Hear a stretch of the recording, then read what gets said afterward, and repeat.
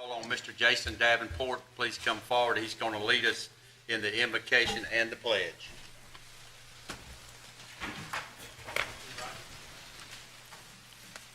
Would you please pray with me? Father, thank you for all that you have done for us, that which we recognize and understand, and that which is a mystery to us and blesses us without fully knowing or appreciating it. We just thank you. Would you please help bless the commissioners, elected officials, and staff of Lowndes County? Please bless them with the wisdom and diligence as government officials and special representatives in this community. Please bless them with patience and protection when they encounter venom and frustration. Please bless them to use their own frustration and anger for good and productive purposes, because we know in our experience that it'll come. Please help them, certainly when there's evil or temptation, and grant them courage and resolve. Where there's darkness, light. Where there is hurt, healing. Please, certainly, where there is a need for leadership, please give them an ample supply. Please bless them with a new and good season. Through Christ our Lord we pray. Amen. Amen. Amen. For the pledge, please. I pledge allegiance to the flag of the United States of America and to the republic for which it stands, one nation, under God, indivisible, with liberty and justice for all. You've been holding out on us. Thank you, Jason. And if you would, please stand right there. Commissioners, would y'all please join me down front?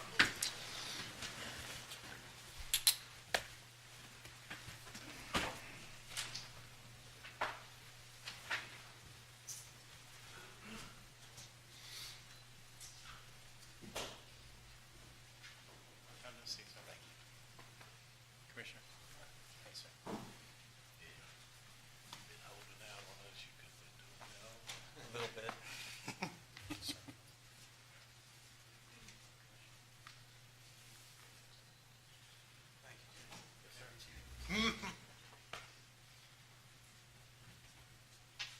Jason, I'm going to start with this. First, let me say, 8 or 9 years ago, I first met Jason when I was serving on the planning commission. And I knew at that time that he was a very, very special individual. He was the type of person that could tell somebody, no, we can't do that, and then they would completely understand it and walk away satisfied with the answer that he gave them. Not because he just said no, but because he would go into depth, explain to them why we could not do what they were asking for. So Jason is a people person. He always has been that way. He's been one heck of a Lowndes County employee that we're very, very much appreciative of. And the best thing is that I am honored to call him a friend. And I've always appreciated that relationship. He's had a higher calling from a boss much bigger than any of us here, and he has chosen to go into the ministry, and we are so very, very proud of him. He's made the right decision.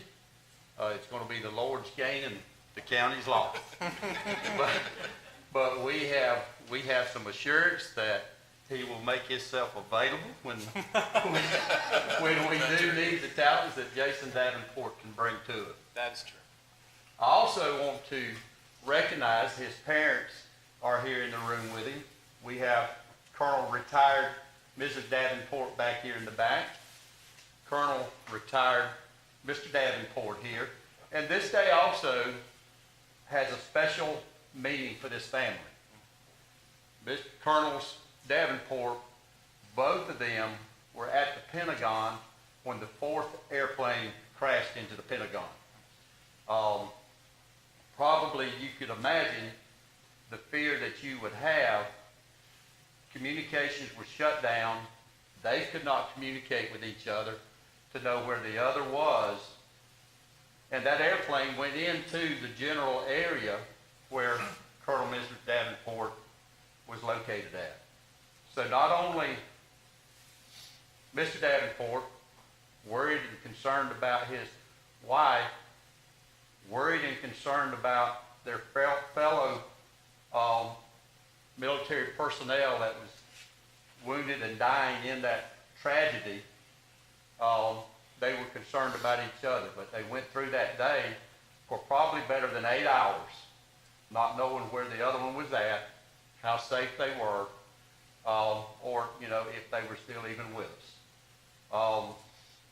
Worried about their fellow personnel, taking care of the wounded, taking care of the dead as well. So a terrible, terrible day that we recognize now on this day, but along with those lines, you can only imagine what the children felt as they were far away getting that news and knowing where mom and dad was at, but not knowing whether they were still with them or not. So, thank you, and thank you. No, thank you for wrapping your arms around our son. We have the photograph here, the historical courthouse that many of your fellow employees and friends have signed. We want to present that to you. Thank you, sir.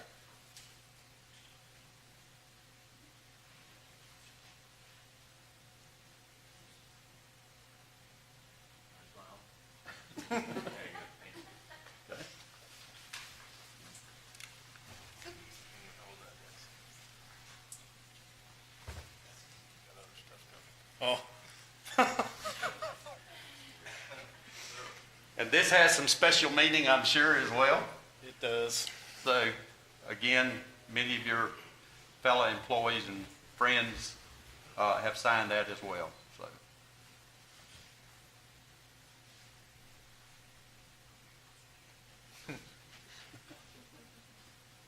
Thank you, Thomas. got it. Yes, sir. And one more thing, thank you. And this, it has a special meaning certainly to you. My new personnel manual. Your new personnel manual. That's correct. So, wanted to present this Bible to you, and there's a special message in there from a special person. And I'm sure you'll enjoy it. Well, sir. Thank you. Thank you, sir. Thank you.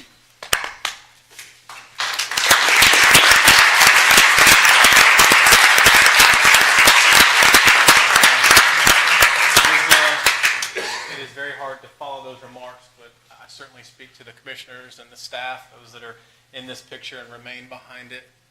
And I just say thank you.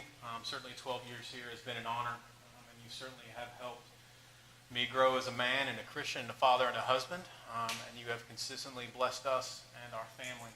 And I am very, very grateful and honored to serve y'all and wish y'all the best. Thank you. Yes, sir.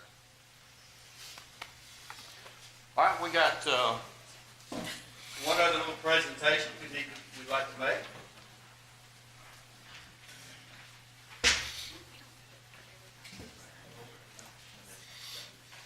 Oh, sure.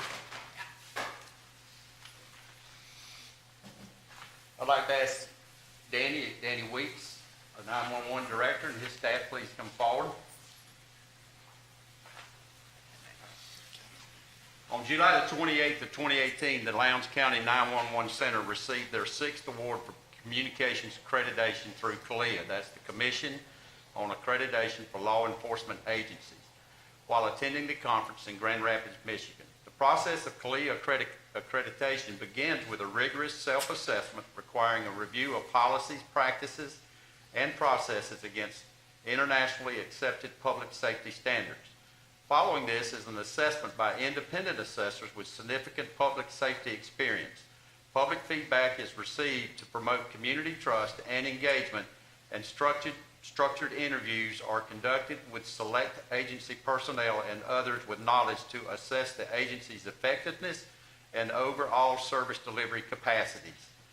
The decision to accredit is rendered by the governing body of 21 commissioners following a public hearing and review of all reporting documentation.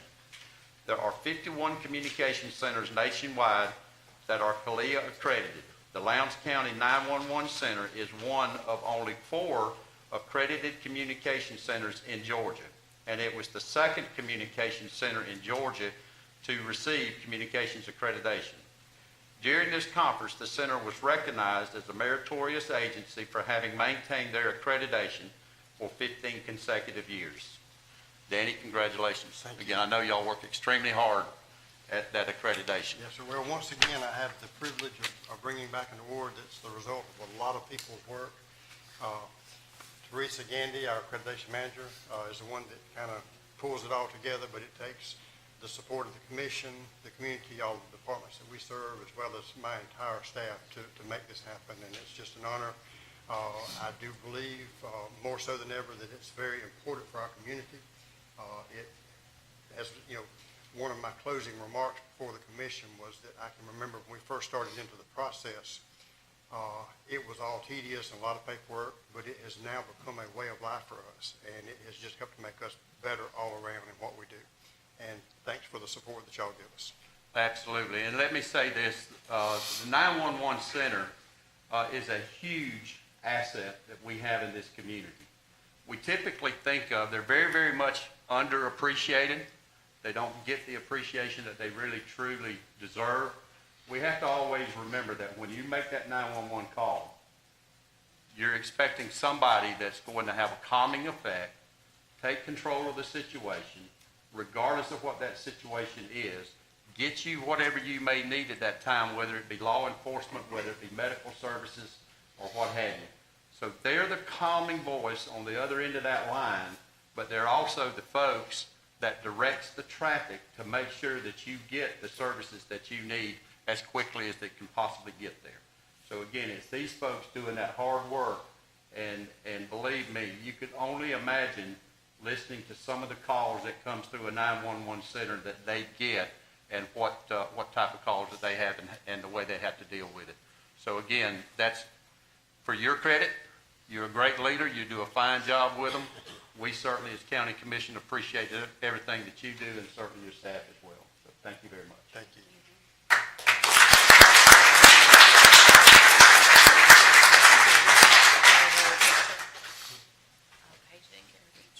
sorry.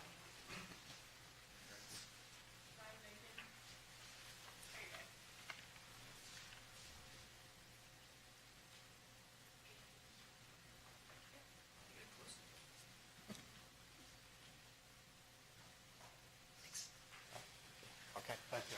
Yeah, thank you.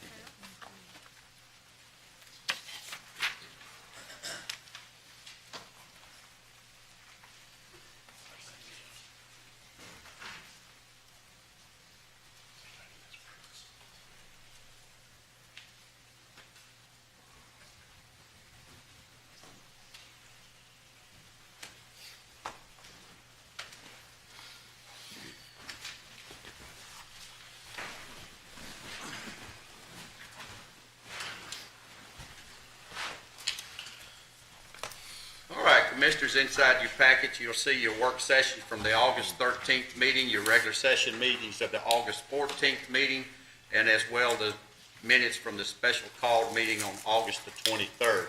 If there are no additions, deletions, or corrections that needs to be made, I'll entertain a motion to approve those minutes. Mr. Chairman, I move we approve. We have a motion to approve. Do we have a second? Second. We have a second. Any discussion? Hearing none, all in favor signify by aye. Aye. Any opposed, like sign. Hearing none, the motion carries. Agenda item 7A is our first public hearing item. This is case number REZ 2018-15 for Misty Ray. It's located at 4810 Carter Lane. The request is from EA to R1. It has well and septic. It involves 4.05 acres. Ms. Stevenson? Thank you, sir. Good evening. This request represents a change in zoning for an existing parcel from EA to R1. As the chairman said, it is approximately 4.05 acres. The applicant is requesting the parcel to be rezoned to R1 in order to meet acreage requirement for zoning.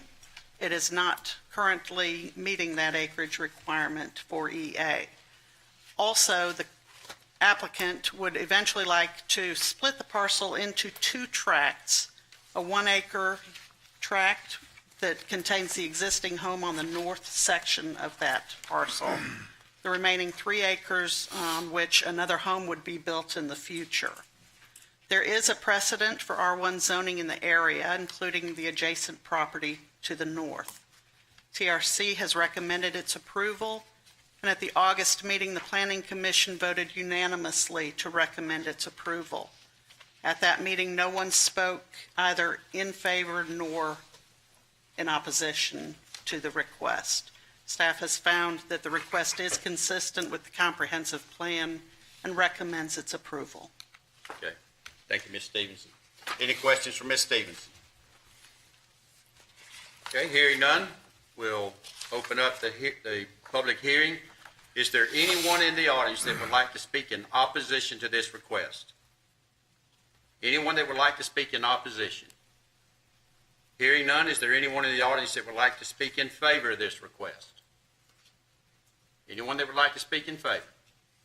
Hearing none, I'll close the public participation portion of the meeting and turn it back over to the commissioners for your consideration. Mr. Chairman, I move that we approve the request as presented. Okay, we have a motion to approve the request as presented. Second. We have a second. Any discussion? Hearing none, I'll call the vote. All in favor signify by aye. Aye. Any opposed, like sign. Hearing none, the motion carries. Agenda item 7B is case number REZ 2018-16. It's the Stovall property. It's located at 6002 North Oak Street Extension. This is CG conditional, 2 CG conditional. It has well and others, and it is 5.84 acres. Ms. Stevenson? Thank you, sir. This parcel is currently zoned CG with 2 conditions. The applicant is requesting for one of those 2 conditions to be removed. The condition for landscape buffering, there is no objection to that, and they are not seeking to have that condition removed. The condition of no personal care homes, family group, or congregate is what is being requested for removal. The proposed use of the subject property is to construct and operate an assisted living facility, which is permissible use within CG zoning, subject to supplemental standards as found in the ULDC and as found in your packets. TRC has recommended its approval, and the Planning Commission at their August meeting also unanimously voted to recommend approval of removing the no personal care homes condition.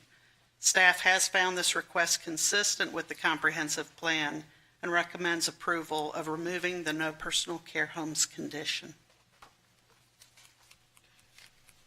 Any questions for Ms. Stevenson? Ms. Stevens, I've got one.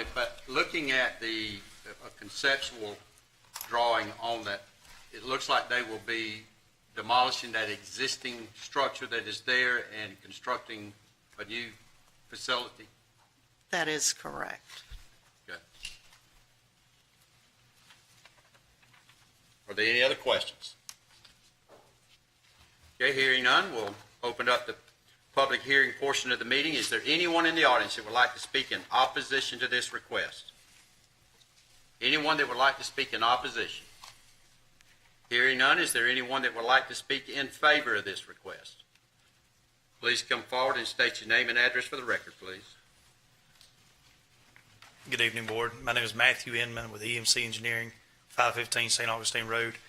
Staff did a great job of laying out the details of the case. It was mentioned earlier in the staff.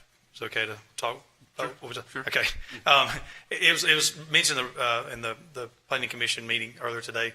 I'm sorry, the Planning Board of Appeals meeting earlier today, that when this was previously rezoned, there was a perspective rezoning, and there was not a clear use of a clear dedication of what the use was going to be for, and there was discussion it was going to be for a boys' home or some detention type facility. It's definitely not for an assisted living facility. Rimrock will be the developer of this property. They've done a number of these properties all around, and their intent is to build these facilities close to where people live. If you're going to have an assisted living facility, you're going to have to put a loved one in an assisted living facility. They want to build it close to where you live, close by where people live and work on the way home. If you ever did put somebody in one of those facilities, they'd like for it to be as convenient as possible. And they would like to put it next to the nice residential and work next door in the Northwind complex. They built a nice facility. I mean, we'll make it fit in the character of the area, similar to what you see in the Northwest facility, adjacent to it and kind of around the area. And other than that, that's really all we had to say about it. And the staff did a great job of kind of answering anything else. I'll answer any other questions that may come up. Okay. Any questions for Mr. Inman? No, Matt, you may just want to share the results of the ZBOA meeting today, though. Yeah, there was a variance request. In our ordinance, we have 100-foot side and rear setbacks. We can meet the rear setback, but the property, as you showed earlier, is very narrow compared to, it's very long, but fairly narrow. And if you take 100 foot off each side for setbacks, there's really just not much left in the middle of the property. It's only a couple acres left in the middle. And to build the type of facility they need, they can't build with that 100-foot setback. So we request a 50-foot setback variance to their side, which is still quite a bit more. Langdale Place has maybe a 20-foot buffer in the back of it, and it's right next to single-family residential, and other assisted living facilities have much less setback requirements. 25 feet is kind of a normal for this type of facility in other areas, but for some reason, when we did the new ordinance, we had a 100-foot setback, but that was reduced to 50-foot by the Zoning Board of Appeals this afternoon. Any other questions? Any comments? Thank you, Mr. Inman. Thank you.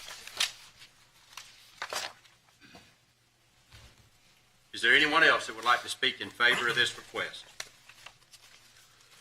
Hearing none, we'll close the public participation portion of the meeting and turn it back over to the commissioners for your consideration.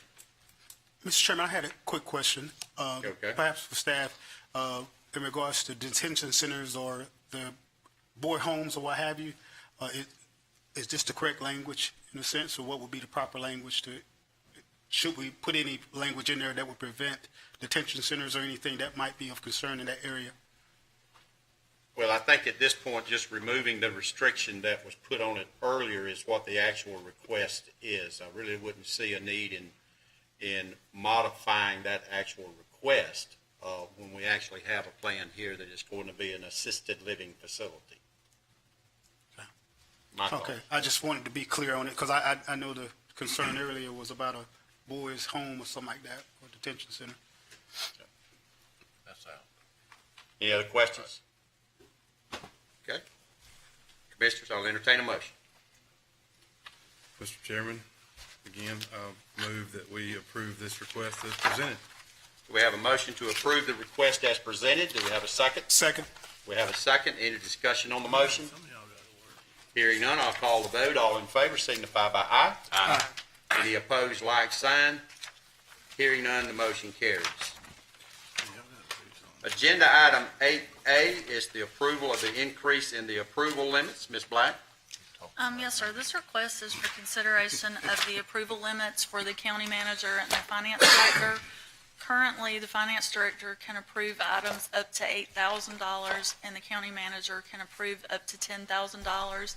Anything above that goes before the Board of Commissioners.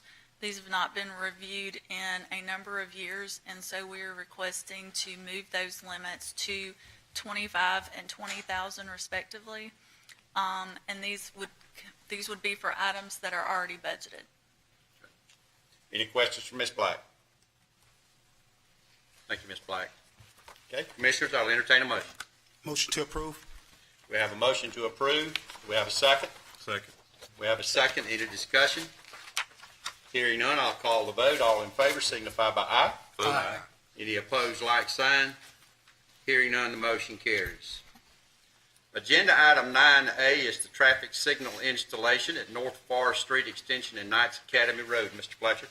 Yes, sir. The county engineering staff has completed a traffic warrant study at the intersection of North Forest Street and Knights Academy Road. This does warrant a traffic signal. We have two bids here for you, one from Corbett Electric and one from Moy Electric. Any questions for Mr. Fletcher? Just one, Mike, when could we expect the signal to be up and operational? According to their estimate, there's a 26-week lead time in the high mast poles. So, I mean, it's 6 months. Okay. Any other questions? Okay, hearing none, I'll entertain a motion. Mr. Chairman, Motion to award the bid to Corbett Electric We have a motion to award the bid to Corbett Electric. in the amount of $108,310. That be the motion. That's it. Do we have a second? Second. We have a second. Any discussion? Hearing none, I'll call the vote. All in favor signify by aye. Aye. Any opposed, like sign. Hearing none, the motion carries. Agenda item 10, county manager's report. Mr. Pritchard. No additional report from yesterday. Okay, thank you, Mr. Pritchard. At this time, I'd like to take a moment and recognize Leadership Lounge. I believe we have a group of folks here from Leadership Lounge. If you would, please stand and be recognized. Good. Thank y'all for coming tonight.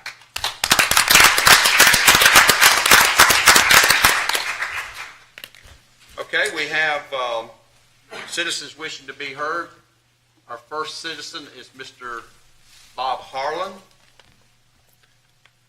Please come forward and state your name and your address for the record, please.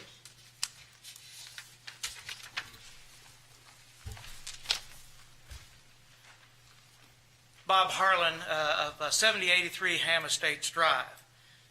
In 1988, that was Royal Route 1, Box 1154, same place. I was stationed at Moody at that particular time, and I bought that property in 1988. There were just several individuals living on that property at that particular time. The individuals there, myself, we worked it out with the county, and the county, in fact, did start maintaining the road. Approximately twice a month, they would come in and grade it. There's dirt roads within just a short distance of our road. They would jump over, and it'd take about 15, 20 minutes. They would grade it and go about their business. Part of the process in the early 90s, it was decided that that road, to continue to be maintained by the county, would in fact need to be owned by the county. We started going through the process of getting the landowners at that particular time to sign the documents needed to in fact turn this easements over to the county. Several individuals decided at that particular moment that they wanted the county to purchase their easement versus of actually giving it to the county.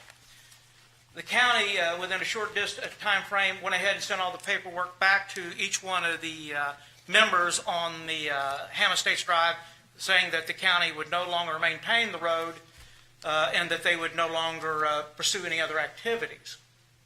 We went back to the county a short time after that and showed that those few landowners that had objected had a change of heart and were willing, in fact, to donate their easement. And we're talking about, I believe it's 60 feet down the center of the road, 30 each direction, if I recall.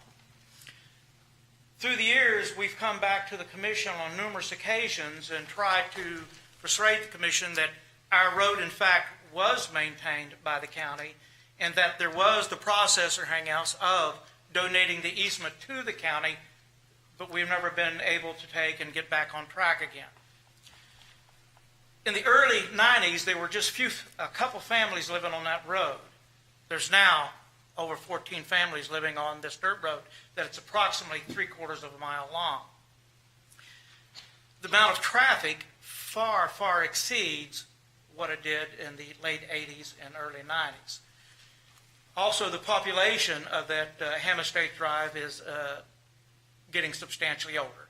In fact, I'm one of the younger members of our community of mostly retirees, military vets, and quite frankly, a few that are Vietnam-era vets. We have physically been trying to maintain that road through self-generated funds and quite frankly, our own labor and whatever equipment we could take and muster within our community. The county, in fact, did maintain that road, and there was an agreement or hangouts to take and do the documentation to turn over the easement to the county in the early 90s. I believe things have changed substantially in Lowndes County. The amount of businesses and growth is unbelievable compared to 1990. But our road is still being maintained literally like it was 1950. We, the community members of Ham Estates Drive, would like to take and have the commission go back and look, probably not only at our road, but other roads that are in similar situations that are not owned by the county, but have a tremendous amount of traffic and need to be maintained with professional equipment. Thank you. Thank you, Mr. Harlan. Well said. All right, our second speaker is Mr. Fred Blannon. Please come forward and state your name and address for the record, please. Fred Blanton Jr., 4737 Otter Creek Road. Yes, sir. Y'all been working on that road now, off and on? Hell, a while back, you come out there with all kinds of equipment and spent no telling how many thousands of dollars. And the road is in worse shape today than it was before y'all started. There's potholes that deep out there in it. They come in there and spread asphalt in places over it. And come back with motor graders and spread it. Then here'd come the rain, and that stuff has settled down and created a pothole. There's 30 houses on Otter Creek Road. Otter Creek Road is 1 mile and 3/10 long from the old Lake Park Road to the Howell Road. So we need some attention. I mean, it needs to be paved. I've been living out there since 67. I built a house out there in 67, and there's several more houses been built.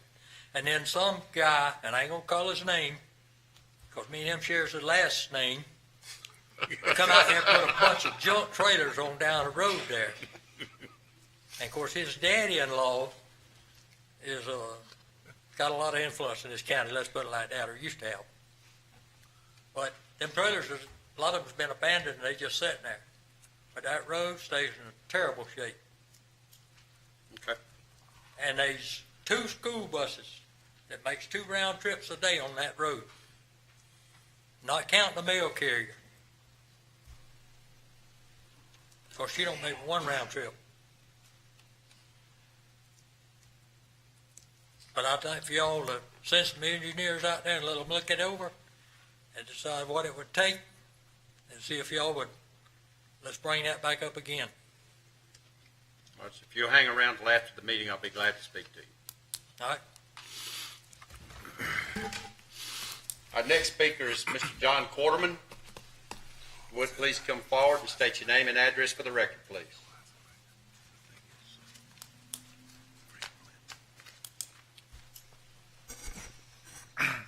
Howdy, John Waterman. Mailing address is 3338 Country Club Road, number L336, Valdosta, Georgia 31605. And I live at 6565 Waterman Road, Hahira, which used to be a Race City address way back when. I'm here today on behalf of Walls Watershed Coalition. We're starting a water quality monitoring program. You've probably seen what happens downstream whenever there's a spill on the Withlacoochee River or the Alapaha. People get quite upset for good reason. And, they always think it's Valdosta that did it. And while, you guys may be happy with that, it's actually not always Valdosta. For example, Tifton spilled the most during Hurricane Irma, and Quitman also spilled, and I hate to say it, Lowndes County did as well, although not so much during Irma. I'd like to thank Steve Stalvey and Sabrina Denson for sending the recent spill records for the county. And the next thing I'll be asking for, not just from the county, but from all the likely suspects, is the water quality testing data that's required by the state as part of the NPDES permits after each spill. Now you may think, why can't I just get this from the state? I ask that question of the state frequently. In both Florida and Alabama, if you want to know who spilled, you can sign up for an email alert.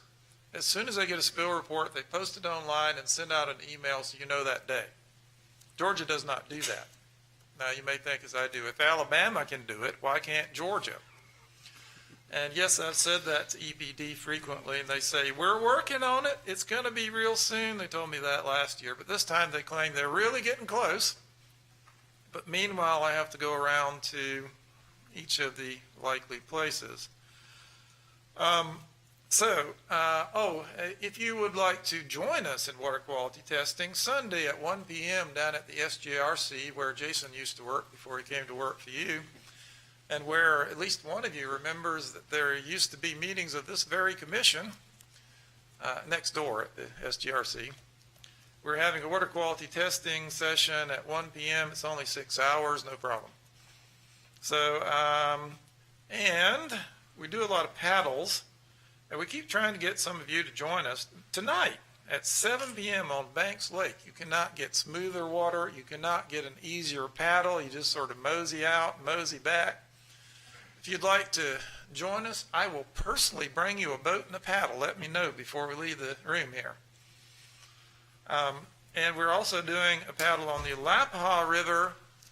Apparently, we've had to move it downstream. We were going to start way upstream, but the water's low. Y'all may be familiar with that related to the boat ramp. The water's low, so we're probably going to start at Naylor at the site of the boat ramp and paddle down to Mayday so everybody can see the good work y'all have already done down at the boat ramp site. You're welcome to join us on that. And on the Withlacoochee River, we're starting something called the Walls Boomerang, which is put in at Langdale Park, paddled down to, turns out the county owns public access right next to the Y, to the Withlacoochee River, verified by engineering department. And then back up to Langdale Park. That's going to be on the 3rd of November. We expect a lot of people to be racing, but a lot of people to just be paddling. And an even bigger item is a thing called Paddle Georgia. It's organized by Georgia River Network. Every year they get about 300 of their closest friends to paddle on a river for a week. And for 2019, starting I believe the 14th of June 2019, they're going to start at Troopville Boat Ramp on the Little River, go down our Withlacoochee River to the Suwannee, turn right, and continue to make up a week.